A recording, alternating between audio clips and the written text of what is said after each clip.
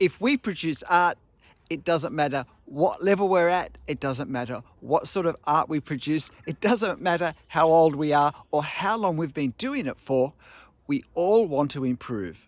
So as a trained teacher, let me give you my ways that I think we can best focus in order to improve in our art. My own art started with oil painting around the age of 50.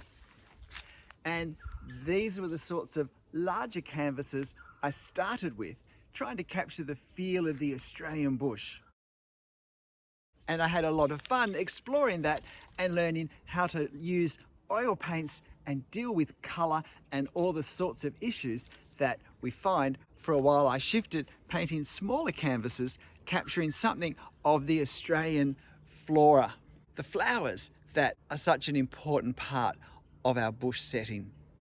But while I started with oil paints, a trip to Europe in 2018 started me on a drawing journey and gave me a new area of art to explore the learning process and a new area of challenge to work at improving in. Over time, I morphed into drawing quite complex scenes from photos using 4x4 grids with pencil underdrawings, although I then switched to drawing freehand directly in ink without any grid, without any pencil underdrawings. And most recently, I've explored the possibilities of drawing directly in ink with line only, more scenes of the Australian bush. But most recently, particularly working at capturing the effect of light and shadow, only using line. Our art is so often a journey, but let me list the points in the, I believe, ongoing and steady improvement in that art journey. If we want to improve our art, I think the most helpful, most fundamental thing is to be realistic, to understand that improving in art is actually a learning experience, and that learning itself is a skill. As a teacher, part of what I had to study was learning how we learn, so that we could teach in a way that people could engage with helpfully, and the same fundamental principles about learning apply to improving in our art as apply to learning any skill. And because improving in our art is a skill to be learned, it will take time and it will take effort, and we need to be prepared for that. At times, improving our art will be hard work. It doesn't happen by chance. We improve in our art the way we improve in any skill. And a very important general learning principle is that we will learn more effectively, and more quickly by having learning sessions, if you like, or drawing time that are more frequent for shorter periods. 30 minutes of our art every second day or 3 times a week will be far more helpful than a 4-hour session once a week. Our progress, our improvement will happen faster and more deeply in this way. If I want to improve on my art, part of this learning experience is I need to mark my work. I need to look at what I'm doing, however often I do it. I need to ask myself, am I seeing improvement? Whatever it is I'm wanting to have happen in my art, is it happening? And of course, my artwork doesn't have to be finished at the finished stage for me to be able to engage with this process. As I look at my artwork and say, is this developing the way I feel like it should? I get direction then, regardless of whether the answer is yes it is or no it's not. I get direction then for either the rest of this session or the next session. If I'm happy with how it's going, then this is a way of doing things that I can use again. If it's not, I need to ask myself, how can I change my process, my method, in order to overcome whatever shortcomings I feel are happening at this point? And maybe I need to disconnect for a moment from actually creating work and do a bit of research into maybe underpainting or color mixing. I'm assuming if you're watching this video, you're probably a self-taught artist. And when we're a self-taught artist, we're not just the drawing student, we need to be our own teacher as well. So I need to do the things that a teacher would do, and that includes marking my work and writing comments that give me direction for the future. Another really important learning principle if I want to improve my art is that I need to make sure that I'm working at an appropriate place for my experience, for what I'm able to do well. When we learn, we don't start at the end. We start with fairly basic understanding and efforts, and then as we become proficient at those, we extend, we add new things. And this is both what we're trying to create and the way we try to create it. So for instance, if we're talking of painting, it includes both starting with relatively simple subjects on a relatively small scale, but not getting too involved in what we do, not trying to use 20 different brushes, not trying to use 20 different colours, maybe even painting monochromatically, so we're just working on value, not having to juggle colour at the same time. And because we're doing simple forms, we're not having to worry too much. We can put all our energy into looking at things such as edges and transitions from one value to another, and so forth. As we become comfortable and proficient with these things on a smaller scale in a simpler way, we can start to introduce new elements. We can start to introduce colour. When we get better at working colour into what we've already been doing, perhaps we can then start to consider warm and cool shades of those colours. And then we can start to introduce more elements into our compositions, both of objects and of lighting, that push us a bit further. But we don't try and start at the end, because doing something that's very challenging badly over and over again will not only not help us to improve our art, but can actually entrench us in very poor habits that will be difficult to overcome in the future. So patience and starting at a simpler place, both in subject and in technique, is a really helpful way to improve our art. Get a solid foundation and then build on it step by step.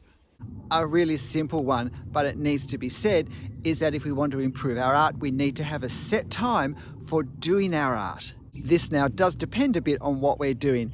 If it's oil painting, it might be 2-3 hour sessions a week is what's helpful for me. If it's ink drawing, then it might be 3 to 4 30-minute drawing sessions a week. But I need to find the time and work out when it is that this is an achievable thing for me to do, because then I keep it clear.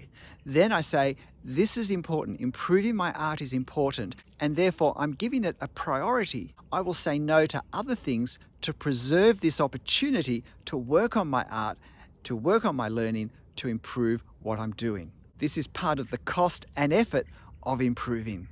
It's so still here today, it's hard to believe we had 75-kilometre winds all day yesterday. But this next way to improve our art is to strike a good balance between repetition and variety. Now, repetition is so helpful in learning because it means that we don't have to work on new things and we can consolidate the things that we know. And yet variety is also important, not just because it keeps us interested, but also because it does push our skill development.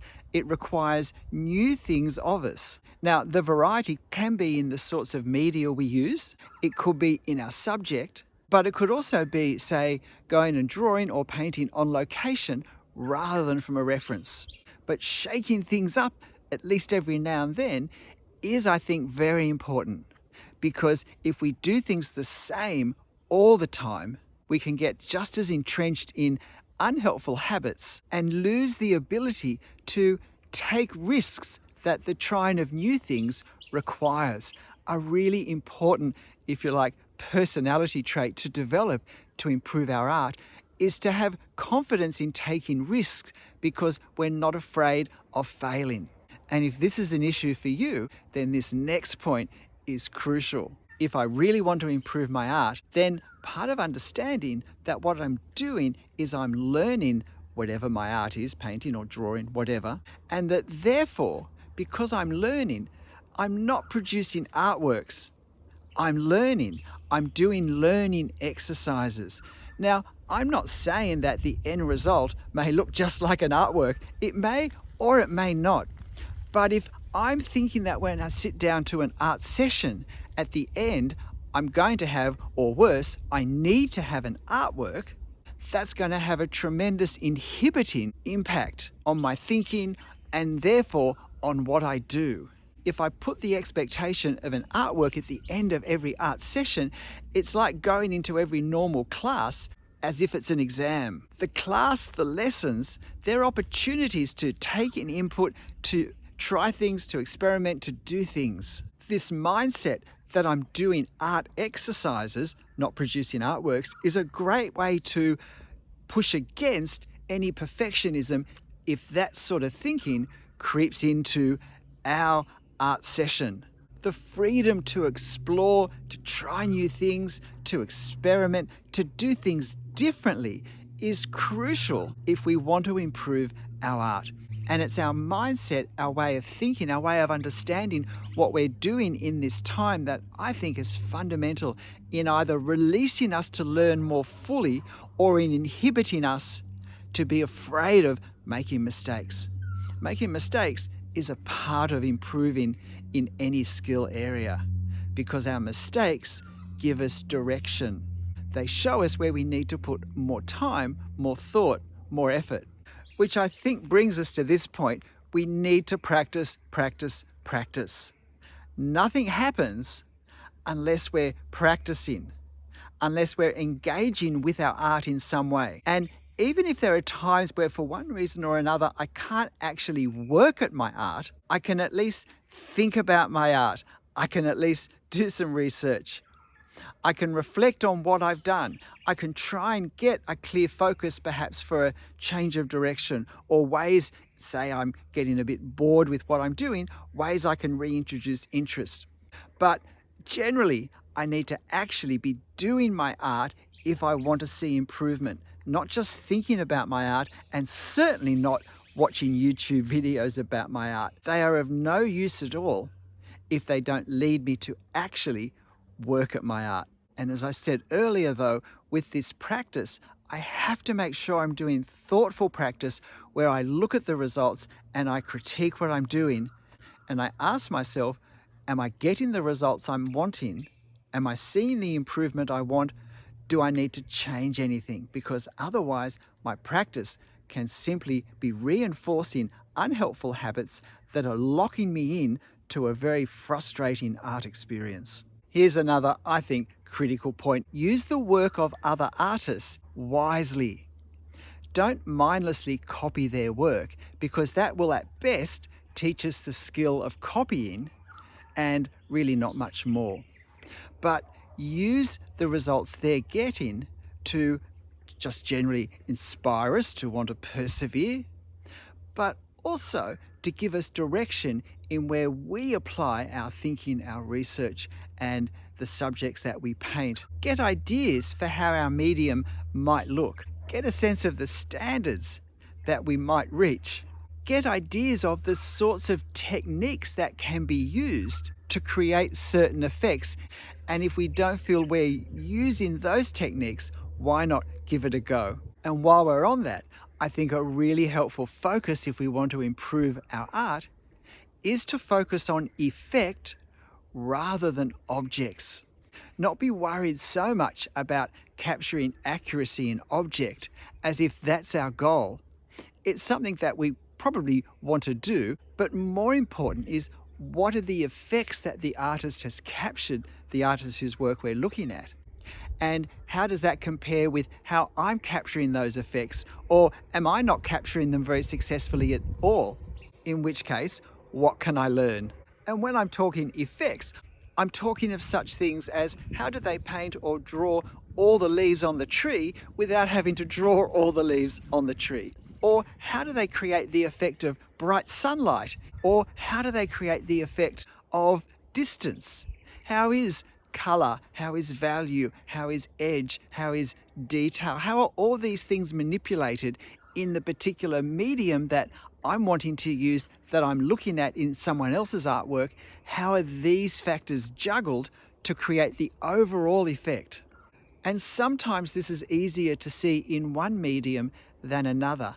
I find it very interesting now that my art is, at this point, pretty exclusively freehand ink line drawing, just how often I'm consciously using things I have learnt from my oil painting days. And now I'm actually able to transfer those into my line drawing. Another important thing in improvement of our art is not to rush to start putting the medium, whatever it is, onto the surface, whatever it is, in each session. Spend time to stop and to think and to plan and to get intention.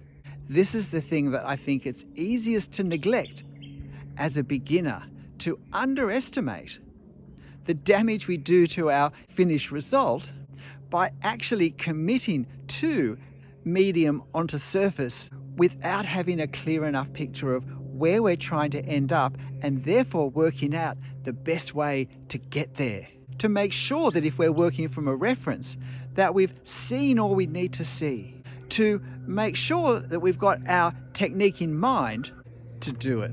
I've just tilted the camera up so that you can see the beautiful wattle that's unfortunately just out of camera range while I talk about don't watch videos that don't directly improve your art, even if they're entertaining. Because if they're not actually leading you in some way that has a practical impact on what you end up with at the end of your art sessions, then they really are a distraction and taking up time and effort that you could be using for more productive outcomes. There's nothing wrong with watching any video for entertainment, but we need to be clear whether we're watching something for entertainment or whether we're watching it as part of the time we've given to working on improving our art. And if it is the latter, then we need to make sure that it's in some way leading us to that place of improvement. And finally, don't let your age discourage you in some way. Don't think, oh look, I'm only 15, I'm too young, I'm not old enough to do this well. Don't think, oh look, I'm too old, I've left it too late. Let me tell you, I was 50 when I started to paint, I was 60 when I started to draw, and it's never too late. Our lives often have a rhythm and a tempo, and at times it can be easier to find time to work on our art than other times. But if in the times where it's hard to find time and energy, we can just keep a toehold, a finger hold in our art, then we keep our mind in a helpful place and we work a little bit on what we can do, and we position ourselves to really fast track when we do have more time and we do have more energy to put into our art improvement. G'day, I'm Stephen Travers. Look, I hope this has been helpful, encouraging, informative, and I hope it makes you want to create art even more than you have already. But I really hope it gives you some ways perhaps you can think, you can organize, you can structure, and you can actually work on your art to speed that journey along. But in the end, whatever you do, however you do it, make sure you have fun. I'll see you next time. Bye.